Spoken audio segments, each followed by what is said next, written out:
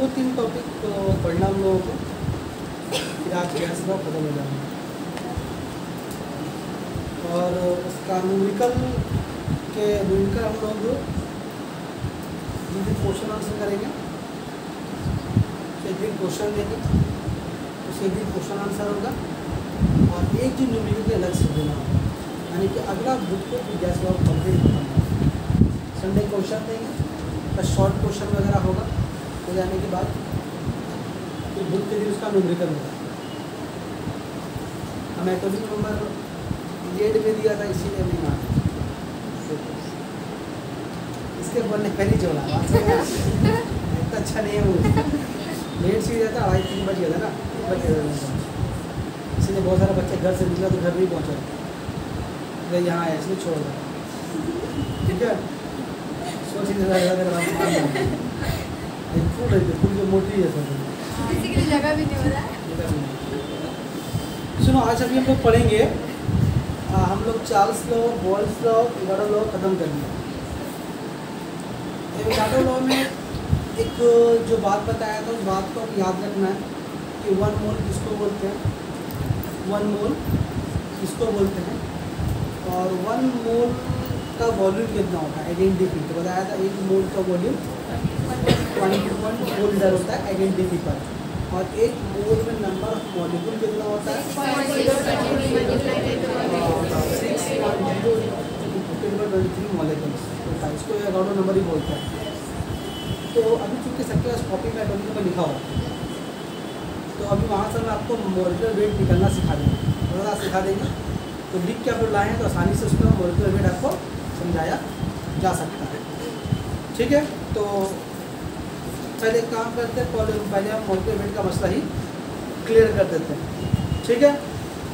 क्या तो भारी चीज़ है नहीं, जैसे मान लीजिए आपको मैं गैस दिया, क्या दिखाया है आपको कि मॉलिक्यूलर वेट कैसे फाइंड करते हैं, क्योंकि ये आपको न्यूमेरिकल बनाने में बहुत काम रहेगा। अगर आप किसी का मॉलिक्यूलर वेट नहीं जानते हैं तो आप उसका न्यूमेरिकल नहीं बना पाएंगे। बात समझ में आ रही है? तो मॉलिक्यूलर वेट किसी मॉलिक्यूल का मॉलिक्यूलर वेट निकालने के लिए आपको एटॉमिक वेट पता होना चाहिए, कुछ खास एलिमेंट का। था तो बहुत सारा फोटो में हमसे चुन के 22-23 ही बोला है, 22 से मेरे ख्याल से, तो 22 ही एलिमेंट का आपको बोला है। तो जब कुछ आपको छोटा मोटा एलिमेंट का कोई निकाल के आपको मॉलिक्यूलर वेट, जैसे कि मान लीजिए कार्बन डाइऑक्साइड क्वेश्चन में आएगा ये, तो इसका पहले आपको मॉलिक्यूलर वेट निकालना पड़ेगा। कहाँ लगता है काम ज़्यादातर आपका, आपको याद है कहाँ पर लगेगा, एवोगाड्रो लॉ के ऊपर जो न्यूमेरिकल आएगा, मैथ आएगा, उसके ऊपर लगेगा।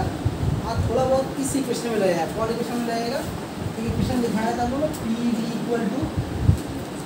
WM/RS, जहाँ पर W तक क्या था, weight of given mass of a gas and molecular weight को इंडिकेट कर रहा है। अब जैसे कार्बन डाइऑक्साइड, इसका मॉलिक्यूलर वेट कैसे निकालेंगे, तो अब गौर से देखिए, कार्बन डाइऑक्साइड जो है 2 एलिमेंट से मिलकर बना है, इसीलिए एक कंपाउंड है, कार्बन है और एटम है। कार्बन का एक एटम और ऑक्सीजन का 2 एटम। तो आप देखिए जो आपको लिखाया है उसमें कार्बन का एटॉमिक वेट कितना है, कार्बन का एटॉमिक वेट 6 है, कार्बन का एटॉमिक वेट 6 है, 6 है यस सर ना, 6 नहीं,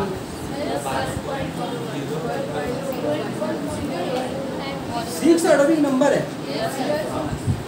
एटॉमिक वेट देखिए क्या लिखा हुआ है 12.0, तो 12 ले आता है, क्या लिखा था उसका 12। आप जो आंसर याद कीजिए वो डिस्प्ले याद मत कीजिए, जब 12.01 लिखा हुआ है तो आपको क्या करना है, ऐसे आपको 12 ही याद करना है। तो कार्बन का एटॉमिक वेट कितना है 12, और ऑक्सीजन है कितना है 16, ऑक्सीजन है कितना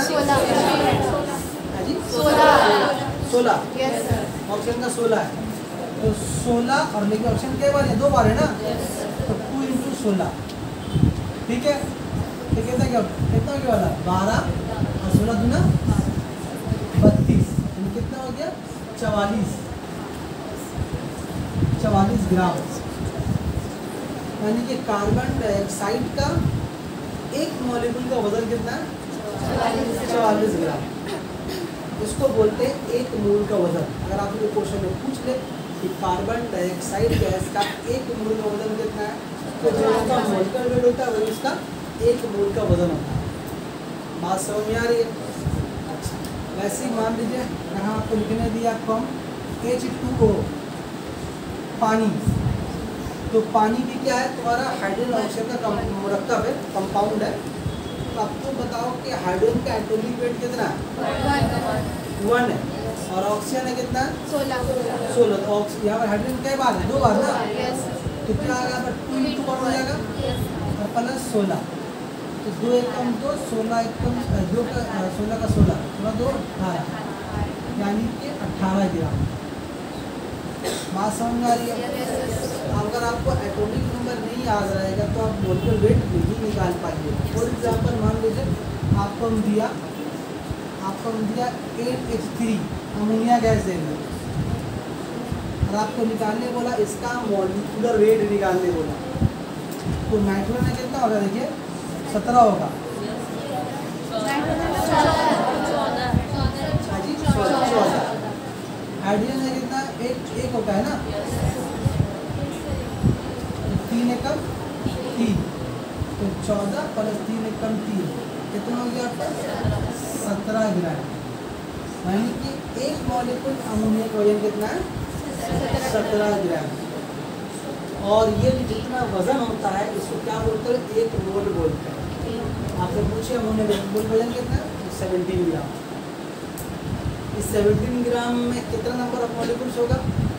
6.23 मॉलिक्यूल्स। 17 ग्राम कितना वॉल्यूम घेरेगा? 22.4 लीटर। इसको एक मोल बोलते हैं। तो एक मोल कितना होता है? जगह घेरता है 22.4 लीटर। एक मोल में कितना मॉलिक्यूल्स होता है? 6.23 मॉलिक्यूल्स। बस एग्जाम्पल आपको और दें, मान लीजिए आप एग्जाम्पल दे दिया आपको, हम मीथेन दे दिया, CH4 दे दिया, कितना होगा बोलिए? कार्बन का अधिक लिखा 12, हाइड्रोजन का 1 × 4, 12 4 एकम 4, यानी कि 16 ग्राम। तो मीथेन का एक मोल का वजन कितना? 16 ग्राम। मीथेन का एक मोल जो है 16 ग्राम, तो कितना वॉल्यूम ऑक्यूपाई करेगा? 22.4 लीटर। 22.4 लीटर एट NDP पर। मीथेन गैस का CH4 का तो 16 ग्राम में एक मोल का वजन है, इसमें कितना नंबर ऑफ मॉलिक्यूल्स होगा? 6.2 सबका कहानी देखी जाता है। अभी आपको हम लिख के दे रहे हैं।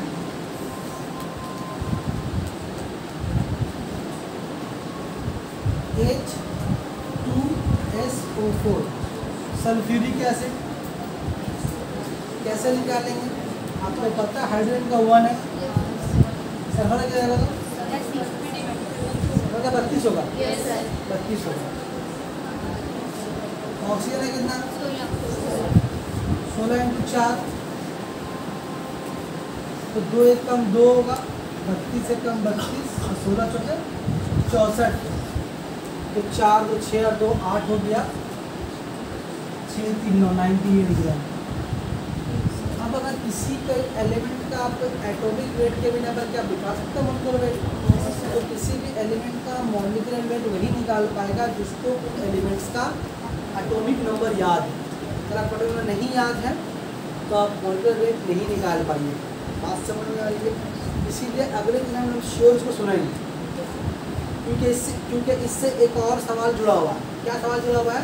अगर आपको बोल देगा कि बताओ सल्फ्यूरिक एसिड का वेपर डेंसिटी कितना होता है, तो अभी तो आपको ये पता रहना चाहिए कि सल्फ्यूरिक एसिड का वेपर डेंसिटी निकालने के लिए आपको मॉलिक्यूलर वेट पता होना चाहिए, क्योंकि वेपर डेंसिटी बराबर क्या होता है? मॉलिक्यूलर वेट डिवाइड बाई 2, तभी तो निकलेगा। तो अगर आपको किसी का मॉलिक्यूलर वेट नहीं पता है तो आप उसका वेपर डेंसिटी निकाल नहीं पाया है, क्योंकि हमने क्या देखा है कि मॉलिक्यूलर वेट इक्वल टू होता है ट्वाइस ऑफ वेपर डेंसिटी। या इसको ऐसे लिखें तो vapour density equal to half of molecular weight. तो अगर आपको मॉलिक्यूलर वेट आपको दिया हुआ है, निकालने बोले वेपर डेंसिटी, अगर दिया हुआ है तो कोई बात नहीं है, लेकिन ऐसे बोल दे अगर आपको कि सल्फ्यूरिक एसिड का वेपर डेंसिटी निकालिए 1 मोल का, तो आप कैसे निकालेगा? आपको तो उसका आता ही नहीं, मॉलिक्यूलर वेट कितना पता ही नहीं। तो अगर आपको निकालना आता है, अगर आपको उस एलिमेंट्स का अगर आपको नंबर याद है कि वो कैसे बना है और हाइड्रोजन का कितना हाइड्रोजन नंबर होता है, सल्फर है कितना होता है, ऑक्सीजन कितना होता है, मिलाकर आसानी से आप निकाल सकते हैं। तो इससे एक फार्मूला ये सब जुड़ा हुआ आपका, अगर ये करेंगे तो आपका वो वाला होगा क्या कि मॉलिक्यूलर वेट आपको पता होना चाहिए। और किसी भी एलिमेंट का मॉलिक्यूलर वेट आप कभी निकाल पाएंगे जब आपको इसका एटॉमिक वेट पता है। ये कुछ हम 4-5 सैंपल लिख के दिया है, जितना भी आपका आपस में जितना भी क्वेश्चन आएगा सब उसी एलिमेंट्स का अंदर है। हालांकि 118 एलिमेंट है, लेकिन सब एलिमेंट करने आए, जो आपका आ सकता है वही आपको टिक मार के दिया है। बात समझ में आ रही है? चलो पॉज कीजिए इसका मुझे सर।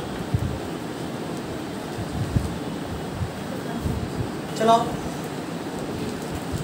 हम लोग पढ़ेंगे अब kinetic theory of gas. Exam में पूछ रहा है इसको आजकल, काइनेटिक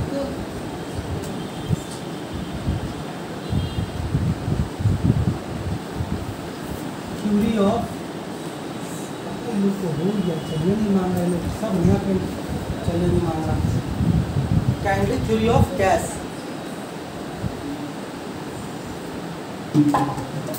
गैस के मॉलिक्यूल्स का काइनेटिक थ्योरी क्या चीज़ है देखिए ध्यान से। पहला थ्योरी क्या है कि गैस को जो मॉलिक्यूल्स होते हैं, गैस के बारे में जो थ्योरी दिया गया है उसको बोलते हैं काइनेटिक थ्योरी। क्या इस थ्योरी के बारे में पहला थ्योरी ये है कि gas molecules are always in motion. Gas के मॉलिक्यूल्स हमेशा ये कभी भी रेस्ट में गैस के मॉलिक्यूल्स नहीं रह सकते।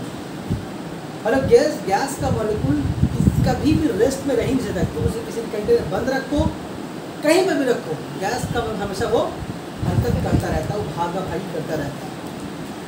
ये गैस के मॉलिक्यूल की रफ्तार कभी तुम बढ़ा सकते हो, कभी तुम घटा सकते हो। कैसे? गरम करेंगे तो गैस का मॉलिक्यूल रफ्तार बढ़ जाएगा, ठंडा करेंगे तो सुस्त हो जाएगा। लेकिन कभी ऐसा नहीं होगा गैस का मॉलिक्यूल्स कभी रेस्ट में आ जाए, मतलब गैस चुप से बैठेगी। ऐसा कब हो सकता है? 400 के मुताबिक माने 273 डिग्री सेंटीग्रेड में हो सकता है, जो कि डिस्कस कर चुके हैं हम लोग कि वो प्रैक्टिकली पॉसिबल नहीं है। ठीक है,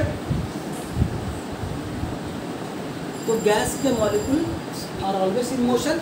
इसका सेकेंड थ्योरी उसी में घुसा हुआ है कि गैस के मॉलिक्यूल्स कभी रेस्ट में नहीं रह सकते। Gas molecules can never remain in rest. लिखा नहीं होगा, इसी को अंडरस्टूड है। कोई इसको लिखे या तो इसको ऐसे लिखो कि गैस के मॉलिक्यूल्स कभी रेस्ट में नहीं रह सकते, मतलब क्या हमेशा वो मोशन में रहेगा। तो किसी बुक में लिखो तो वो लिखा होगा, दोनों का मतलब एक ही है। ठीक है, उसके अलावा अच्छा ये जो मोशन होता है, ये मोशन होता है वो रैंडम मोशन होता है। गैस के मॉलिक्यूल का रैंडम मोशन होता है। रैंडम मोशन किसको बोलते हैं? रैंडम मोशन है इसको बोलते हैं, जैसे कि एक मोशन जैसे क्या बोलते हैं कि एक खास रूल एक उसूल के तहत नहीं होता। गैस के मॉलिक्यूल जिस भी कंटेनर में रहेगा उसको रैंडमली मूव कर देता है। मतलब कैसे? मान लो कि एक गैस मॉलिक्यूल यहाँ से निकल यहाँ से उड़ रहा, वो उस तरफ गया, दीवार में टकरा के जरूरी नहीं कि वो जिस तरह से गया टकरा के ठीक उस तरफ जाएगा, वो कहीं भी आ सकता है, उसका मर्जी है। ठीक है, अब टकरा के वहाँ पर वापस इधर आया, वहाँ टकराएगा दूसरे गैस मॉलिक्यूल टकराएगी, फिर जाता है घूम जाएगा फिर यहाँ। ये बात समझ में आ रही है? अच्छा, लोग कभी बबल निकालते हैं ना, वो फूकने वाला से फूकने से बबल निकल रहा होता है, क्या किसी खास रूल के तहत निकल रहा होता है वो कि 5 स्टेप पहले दाएं जाएगा, फिर 5 स्टेप बाएं जाएगा, फिर 5 स्टेप आगे जाएगा, और अगर फिर निकला तो 5 स्टेप पीछे आएगा। ऐसा एक सिस्टम है, लाइन से सभी बार निकलेंगे, फिर कुछ के जाएंगे हम कहाँ जाए, समझ होता है। वो अपने आप निकल रहा होता है, फिर वो जो मूव कर रहा होता है तो वो अपने आप उसका ऐसे उस मोशन को कंट्रोल कर रहा होता है। वो अपने आप जहाँ पा रहा है वहाँ जा रहा है। वैसे तो वैसे भी अगर किसी कंटेनर में गैस मॉलिक्यूल्स रहता है तो वो आपस में वो हम क्या हमेशा रेस्ट में नहीं है, हमेशा रेस्ट में नहीं तो भागावाही कर रहा, तो भागावाही करेगा तो आपस में वो टकराएगा, टकराने के दौरान क्या होगा, वहाँ पर डायरेक्शन उसका चेंज होगा। बात समझ में आ रही है? तो इस तरह के मोशन को बोलते हैं रैंडम मोशन बोलते हैं। या इसका एग्जाम्पल आप और ले सकते हैं कि एग्जाम्पल के दौरान लीजिए एक कैरम खेल ले, कैरम में एक स्ट्राइकर से स्ट्राइक किया तो जो छोटा पीस होता है ब्लैक एंड वाइट वो ऐसा नहीं कुछ खास रूल के हिसाब से वो मूव करता है, बस रैंडमली मूव कर लेता है। आपको पता होता है हिट करने से कौन सा पीस कहाँ पर जाएगा, नहीं पता होता, पता होता है जिस पे तुम एम लगा रहा हो उसी को पता, बाकी का पता नहीं होता भाई। हम नहीं खेले हैं, मेरे घर में भी है और हम लोग वो वाला नहीं खेलते, मोबाइल वाले हाथ वाले खेलते हैं। देखो ये हो गया। उसके अलावा तीसरा नंबर क्या है,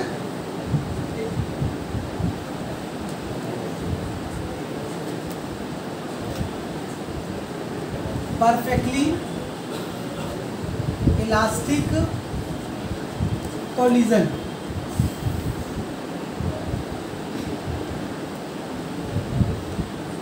परफेक्टली इलास्टिक कोलिजन, कोलिजन मतलब कोलिजन का मतलब क्या होता है, कोलिजन मतलब टकराव। और क्या है टकराव, हेड ऑन मतलब आमने सामने टकराव। जैसे मान लीजिए अगर आप लोग गैस मॉलिक्यूल से और आप लोग यहाँ भागना शुरू करें, आपको ये सब अपना हाथ में पट्टी लेकर दौड़ रहा सब यहाँ पर आ जाता तो कौन लड़े किसी को पता है, किसी और से लड़े किसी और से लड़ गया, कोई पीछे दीवार में लड़ गया, दीवार जा तो यहाँ पर आ गया, तो कोई किसी से लड़ सकता है। अब आँख में पट्टी बांध रहा है तो दौड़ा दे सूंद बंद करके भागा भाई कीजिएगा ना, तो वहाँ पर सब ग्यारह बजे लगा करके 11 सब उसी को बांध रखा जाएगा, भी नहीं कर सकते आप लोग, पट्टी जोर से बांधेंगे हम लोग। अगर ऐसा करेंगे तो सब पट्टी लगेगा, ग्यारह को मारेगा, उसका नंबर है खालिशा का, मॉडल का नंबर पहले आ रहा है। तो परफेक्टली इलास्टिक कोलिजन का मतलब हो रहा है कि परफेक्ट मतलब समझिए किसको बोलते हैं कोलिजन, मतलब आमने सामने टकराव, ठीक है। इसको परफेक्टली इलास्टिक का मतलब क्या है, देखिए जब कोई एक हरकत करने वाला बॉडी दूसरे बॉडी से कोलाइड करता है तो होता क्या है, होता ये है कि जो कोलाइड करता है उसका रफ्तार कम हो जाता है और जिसके ऊपर कोलाइड होता है उसका रफ्तार, हाँ डिपेंड करता है कौन टकरा किससे रहा। अब मोटा आदमी दौड़ गया टकरा के पतला आदमी तो मतलब फेंका जाएगा। मोटा आदमी हल्का खड़ा है पतला के टकराया, मोटा हिला नहीं पतला फेंका गया। डिपेंड करता है कि आप कौन टकरा रहा है किससे। ये स्ट्राइकर स्ट्राइक करते हैं, देखिए हमेशा जो स्ट्राइकर होता है वो ज़्यादा भारी होता है और पीस थोड़ा हल्का छोटा होता है, और जो बहुत जोर से खेलने वाला तो मोटा स्ट्राइकर लेता है, जितना वो कम जितना वो बोर्ड में हलचल मचा सके, हलचल मचाने के लिए खेलता है। तो बोलने का मतलब ये है कि जब टकराव होता है तो क्या होता है, स्ट्राइकर का रफ्तार होता है या घड़ी आता है, टकराने के बाद घड़ी आता है। तो जब भी कोई किसी से कोलाइड करता है, किसी से कोलाइड करेगा तो किसी का रफ्तार में इजाफा, किसी के रफ्तार में कमी आएगी। मोटा पट्टा एग्जाम्पल भी जगह एक्सेप्टेबल है कि दौड़ के पतला आदमी टकरा गया मोटा आदमी, तो मोटा हिला नहीं पतला फेंका गया, ऐसा भी हो सकता है। मतलब आम तौर पर देखा ये गया है, आम तौर पर कोलिजन में क्या होता है, जब किसी को कोलाइड करते हैं हम लोग तो कोलिजन करने वाला बॉडी में से दोनों का रफ्तार में तब्दीली आता है। जो तेज़ी से आ रहा है टकराने के बाद उसकी रफ्तार में कमी आती है, जो स्लो चल रहा होता है उसके टकराने के बाद क्या रफ्तार में उसका इजाफा हो जाता है। ऐसा होता है ना, इसको बोलते हैं normal collision. Perfectly elastic collision का मतलब क्या होता है कि बिफोर एंड आफ्टर कोलिजन जो मॉलिक्यूल्स का रफ्तार रहेगा, बिफोर कोलिजन मतलब कि टकराव से पहले जो मॉलिक्यूल का रफ्तार होगा, टकराने के बाद भी उसका रफ्तार वही होगा। मतलब कि आफ्टर कोलिजन मॉलिक्यूल्स के रफ्तार में, गैस के मॉलिक्यूल के रफ्तार में कमी नहीं आएगी। इसको क्या बोलते हैं हम लोग, परफेक्टली इलास्टिक कोलिजन बोलते हैं, टकराव बोलते हैं। बात समझ में आ रही है, नहीं समझे?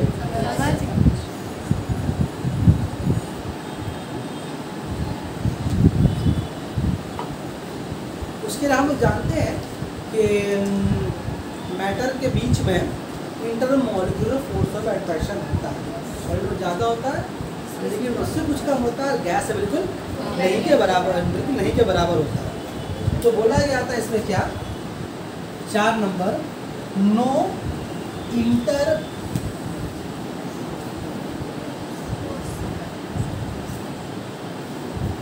Molecular force of attraction and repulsion।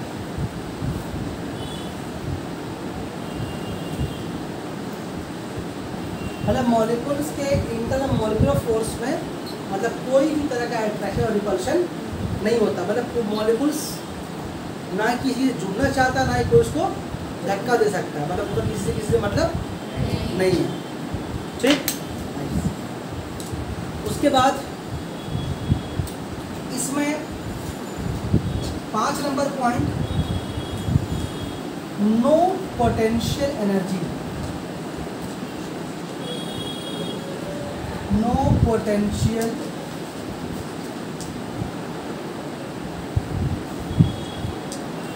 Energy,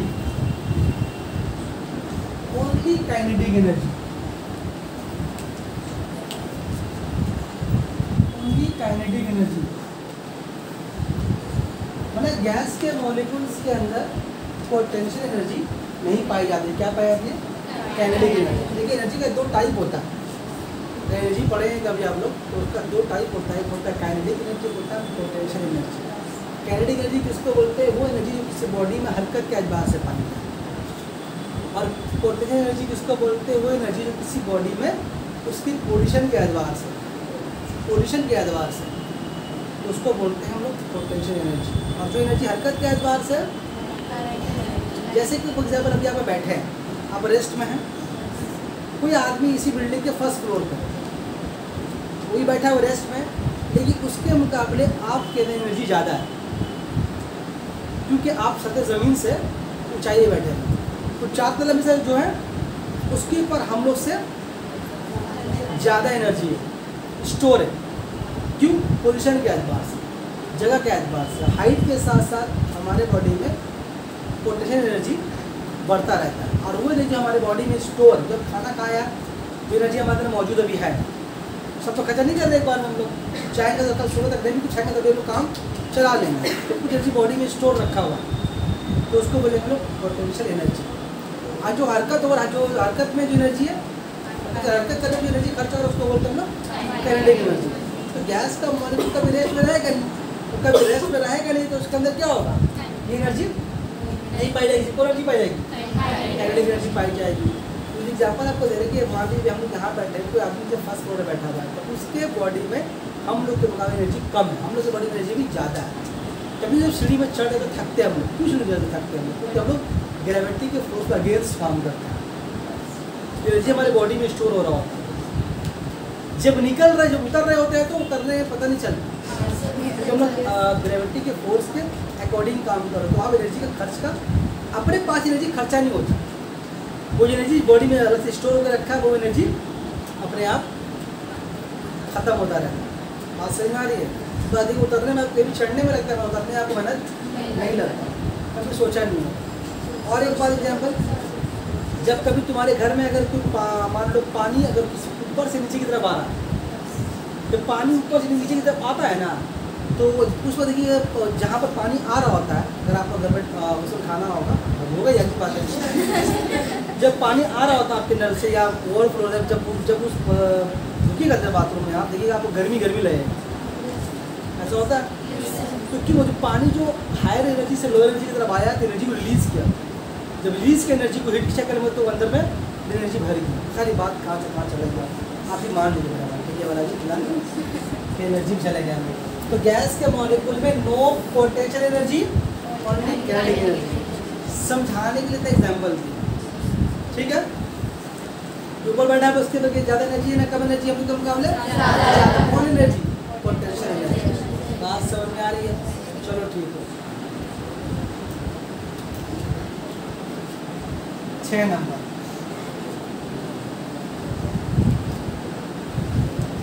volume of one molecule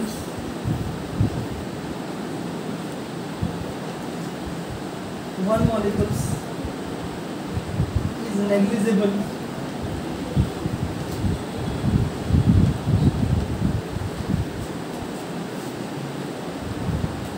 to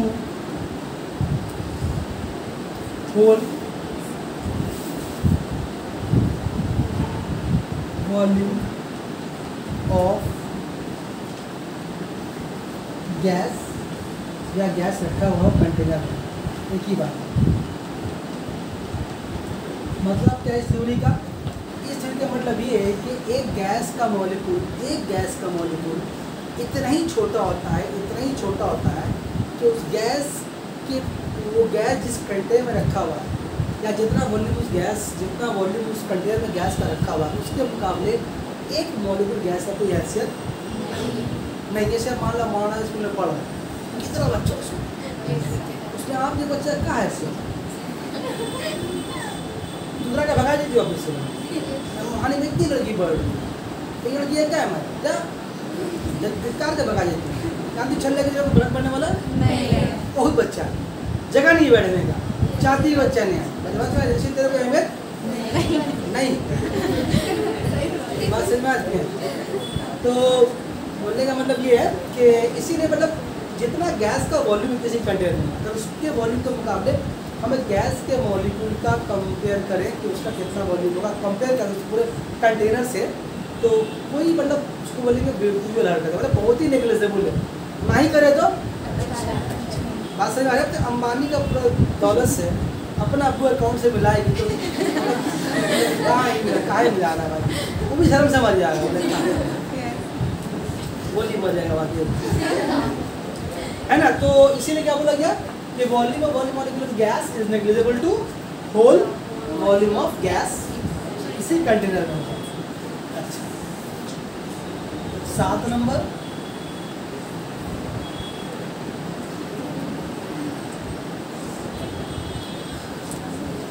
average short में क्या लिखा बोलो तो kinetic energy. Average kinetic energy इसका मतलब क्या?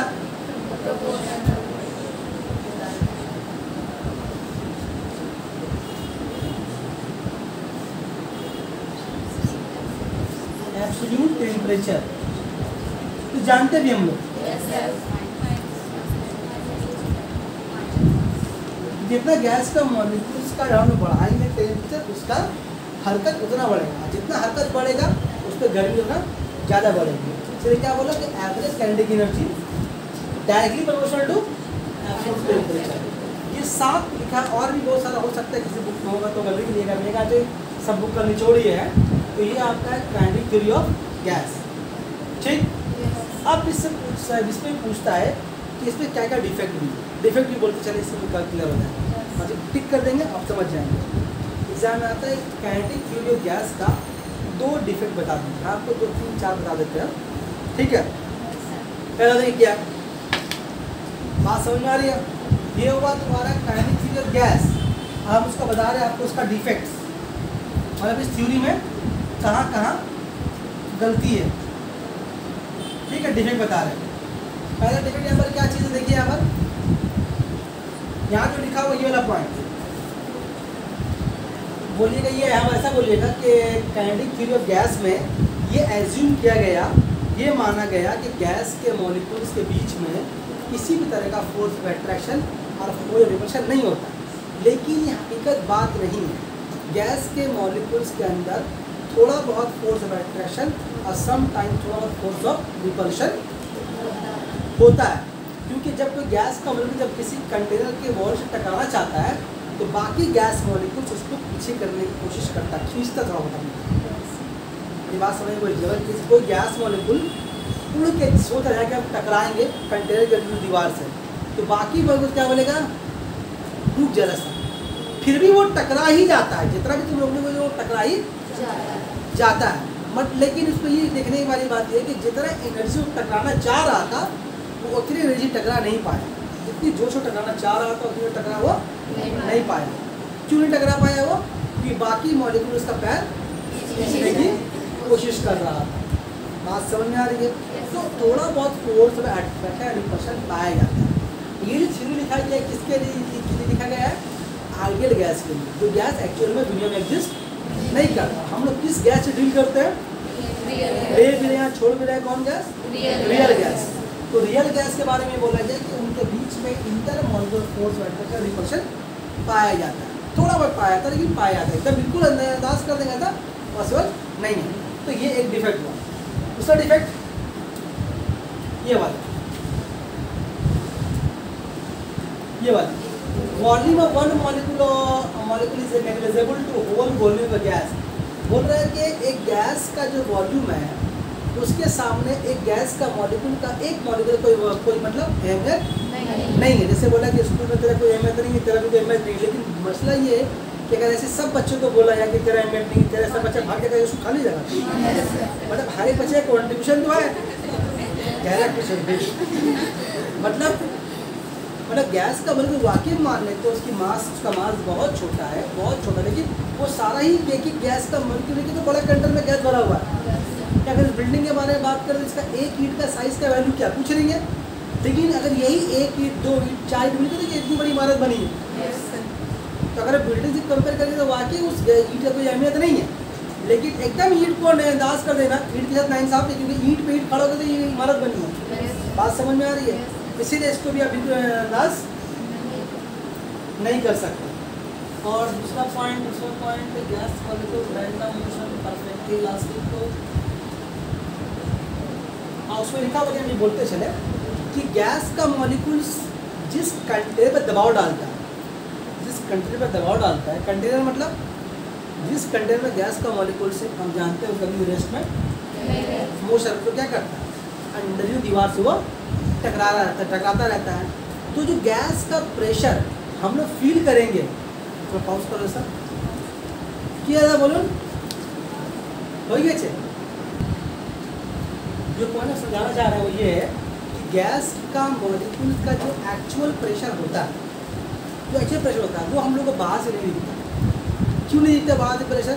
कि गैस का अपना जो प्रेशर टकराने का होता है किसी कंटेनर के वॉल से या आपसी में, लेकिन होता क्या है कि कुछ हम लोग जानते हैं कि कुछ गैस के मॉलिक्यूल लेकिन कुछ फोर्स ऑफ अट्रैक्शन होता है, तो जितना उसका अपना ताकत होता है कि टकरा के प्रेशर को दे अपने कंटेनर पे, वो नहीं दे पाता। तो कुछ प्रेशर एट्रैक्शन की वजह से कम हो जाता है। बात समझ में आ रही है? और कभी कभी जितना ताकत से वो जा रहा होता है कुछ एक्स्ट्रा भी होता है। क्यों एक्स्ट्रा होता है? क्योंकि उसको कभी कभी रिपल्शन भी होता है, कोई धक्का भी देता है उसको। बात समझ में आ रही है? तो गैस का जो प्रेशर हम लोग बाहर से जो देख रहे होते हैं वो एक्चुअल उसका एक्चुअल प्रेशर नहीं है, उसमें कुछ गैस का फोर्स ऑफ अट्रैक्शन या कुछ रिपल्शन भी कभी ये प्लस माइनस होता है। बात समझ में आ रही है? ये 3 डिफेक्ट लिखिएगा आपके एग्जाम में काफ़ी। ये तक क्या काइनेटिक थ्योरी ऑफ गैस का डिफेक्ट। इसका फोटो लीजिए, घड़ी मत देखिए, फोटो लीजिए। अब हम लोग सिर्फ गैस यूनिवर्सल गैस कांस्टेंट जो R है, उस R का हम लोग थोड़ा डायमेंशन और यूनिट निकालना सीखेंगे। बस 2 टॉपिक पढ़ा के छोड़ क्या देखो, ज़्यादा बड़ा नहीं छोड़ते, छड़ा बस इतने बड़ा यूनिट एग्जाम में आता है। यूनिट एंड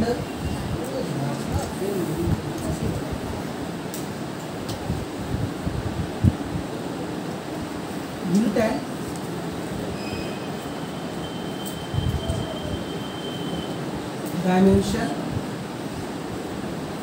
ऑफ R मतलब कौन बोलो तो यूनिवर्सल गैस कांस्टेंट का डायमेंशन एंड यूनिट कैसे निकालेंगे वो देखिए। नहीं बताओ देखो, तो हम लोग क्या जानते हैं, P इक्वल टू क्या होता है nRT। तो हम लोग यहाँ पर इसको ऐसे लिख सकते हैं nRT equal to PV। R equal to क्या होगा आपका PV बाई NT, जहाँ पर P क्या चीज़ है आपका प्रेशर है और V क्या चीज़ है वॉल्यूम है। एन आपका क्या है, नंबर ऑफ मॉलिक्यूल्स है, मतलब मोल है, नंबर ऑफ मॉलिक्यूल्स है। और टी मतलब आपका क्या है, टेम्परेचर है। तो देखिए आप लोग याद हो ना, देख लीजिए आप कि प्रेशर का एक फॉर्मूला होता है, क्या, फोर्स बटे एरिया। प्रेशर मतलब होता है, अलग अलग से लिखो उसको, प्रेशर का मतलब होता है फोर्स बटे एरिया। ये फॉर्मूला है किसका, प्रेशर का। मतलब कि एक यूनिट एरिया में कितना फोर्स लगेगा उसको बोलते हैं हम लोग प्रेशर बोलते हैं। V का मतलब जानते हैं आप क्या चीज़ है, वॉल्यूम है।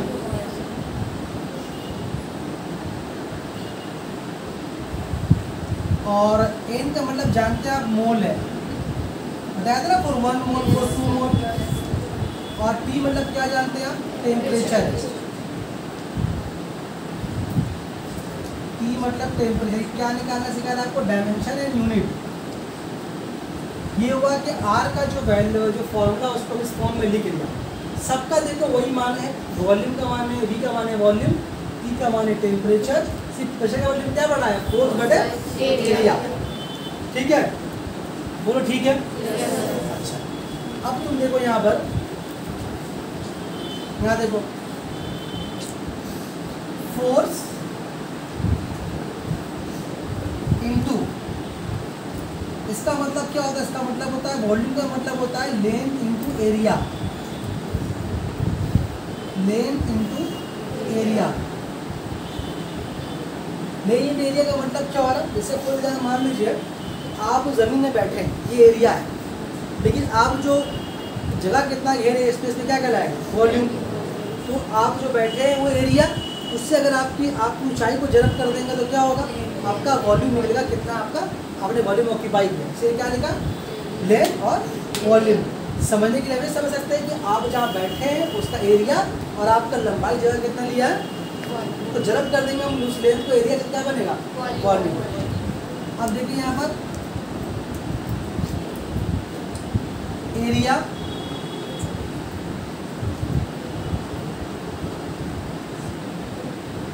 मोल और टेम्परेचर ही रहेगा। तो दो बार ब्रेक हुआ, एक बार क्या ब्रेक हुआ, प्रेशर का फॉर्मूला ब्रेक हुआ, एक बार वॉल्यूम का फॉर्मूला ब्रेक हुआ। अब देखिए यहाँ देखिए एरिया दोनों तरफ से कट रहा, देखिए एरिया कट गया, बचा गया आपका, बचा आपका force into length,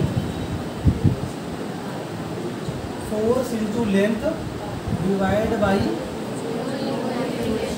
mole into temperature.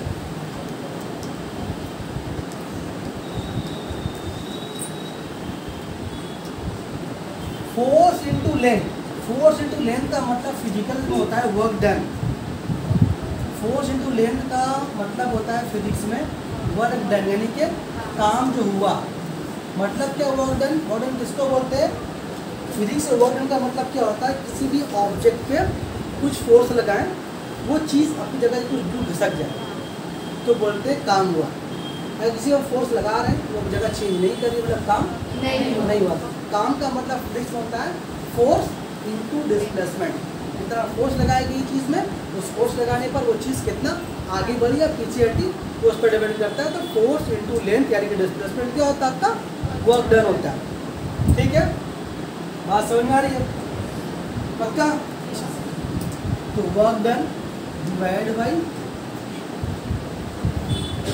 पर मोल टेम्परेचर। अब देखिए इससे आपका आप आसानी से यूनिट लिख पाइए, कैसे, वर्क डन का यूनिट, वर्क डन का यूनिट, वर्क डन का रफ में लिखेगा, वर्क डन का यूनिट तुम्हारा होता है अर्ग, एक जगह होता है जूल। अर्ग कहाँ पर होता है, अर्ग होता है सीजीएस में और एसआई में जूल होता है। तब तुम देखो यहाँ वर्क डन का मतलब क्या होगा, अगर हम सीजीएस में लिखते तो क्या होगा, अर्ग होगा, नीचे मोल है ना, और इसका मतलब क्या, केल्विन है ना। ठीक, तो इसका मतलब हुआ क्या था आपका, इसका मतलब हुआ अर्ग, ये बटे में है ना, तो पर मोल पर एक है ना यूनिट है जी। और ये किसमें आपका हुआ? CGS में। ईसाई में क्या होगा बोलिए यहाँ पर? जूल पर मोल पर केल्विन। ये क्या हुआ आपका? यूनिट निकला। कैसे? आर का जो फॉर्मूला PV/N/T, वहाँ से हम आर का यूनिट निकाला। आपको जब रिड्यूस करने बोलेगा तो 3 नंबर आपको देगा, आपसे पूछेगा तो 1 नंबर देगा। तो ऐसे पूछेगा तो बोल देंगे ये होता है, और रिड्यूस करने बोलेगा तो आपको उसको पूरा निकाल कर दिखाना होगा। बस 5 मिनट और लगेगा डायमेंशन बोलने। डायमेंशन पढ़ने से पहले आपको 2 चीज़ का डायमेंशन पहले पता होना चाहिए। क्या? कि प्रेशर का डायमेंशन क्या होता है, स्पेशली फोर्स का। फोर्स का डायमेंशन आपको याद रखना पड़ेगा। सिखाने बैठेंगे बहुत टाइम लगेगा, किसी याद कर लीजिए इसको। मास ब्रैकेट सब क्लास 9 में पढ़ चुके हम लोग, लेकिन वहाँ हम लोग को याद नहीं किया। आप लोग बोलते तो सीखता नहीं था।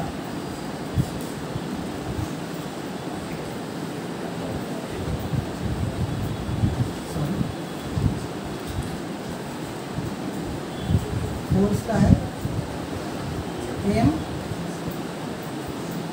L और T⁻²। ये आपका फोर्स का डायमेंशन है, आपको याद रखना है। इसका एरिया का डायमेंशन आपको याद रखना है, L³ होता है। और वॉल्यूम का डायमेंशन आपको होता है एरिया का A² होगा, वॉल्यूम का L³ होगा। बस इसी से आपका निकल जाएगा। ये आपको याद रखना है, बाई हार्ट रखना है। अब अगर आपको डायमेंशन निकालने बोले तो इसी फॉर्मूले में डायमेंशन आपका निकल जाएगा। कैसे निकल जाएगा देखिए। ये क्या होगा? तो कहाँ बढ़ाएं हम लोग? फोर्स इससे बढ़ाएंगे, जो फॉर्मूला है इससे बढ़ाएंगे। आर वगैरह बढ़ाएंगे, निकालेंगे हम लोग डायमेंशन निकालेंगे। इसे बढ़ाएंगे बोलो तो हम लोग ये वाला हम लोग का मेन इक्वेशन है। ठीक है, जब डायमेंशन निकालने बोले तो पूरा नहीं निकालेंगे, इसलिए हमारा डायमेंशन यही से हम लोग का हो जाएगा। तो फोर्स का डायमेंशन क्या लिखने बोला आपको?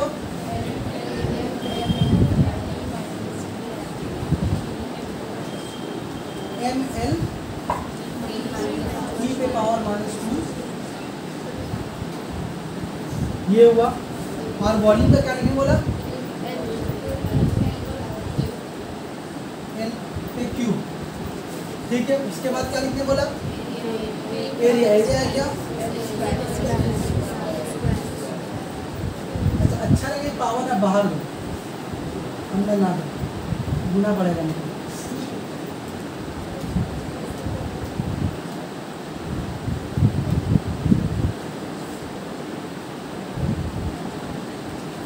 ठीक है। अच्छा कौन बचा? मोल का खैर मोल ही रहेगा, मोल का टेंशन नहीं है। मोल का मोल रहेगा, उसका क्या हो जाएगा? टेम्परेचर का क्या हो जाएगा? हो गया। अब तुमने कुछ एरिया वगैरह कट रहा, देखो तो एरी कटेगा। देखो मेरे ख्याल से क्या होगा बोलो तो? अच्छा यहाँ पर डायमेंशन में जो T लिखा हुआ है, T मतलब टेम्परेचर नहीं है, T मतलब टाइम है। ठीक है, अब अगर जब सिखाएंगे तो बहुत टाइम लग जाएगा। सी आपको थोड़ा सा 2-3 लाइन का आपको अच्छे प्रैक्टिस कर लेना है।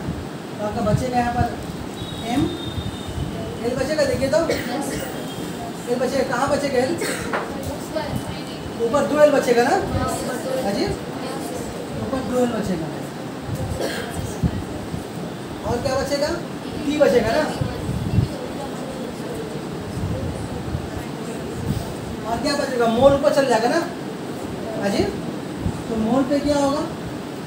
मोल पे देंगे पावर-1 और ये किया जाएगा और क्या लिखेंगे इसको? ये वो आपका आर का डायमेंशन। ये दो में कोई एग्जाम में पूछ सकता है। इसी के साथ आपका गैस लॉ में ऑलमोस्ट सारा कुछ ख़त्म हो गया। जितना पढ़ाना था पढ़ा दिया। आपको अगले दिन यानी कि बुध के दिन, बुध संडे के दिन ना गैस लॉ क्वेश्चन के लिए बोल देंगे कुछ पैसा ले जाने के लिए। ठीक है, अब पढ़ के आना है, ऑटोमेटिक में याद करके आना है, तो अगले दिन क्वेश्चन देंगे और शॉर्ट वगैरह सुनेंगे इसका। और अगले फिर बुध को क्या होगा इसका न्यूक्लियर करेंगे कि गैस लॉ पूरा मुकम्मल तौर पर खत्म हो जाएगा। इसको पॉज कर दीजिए।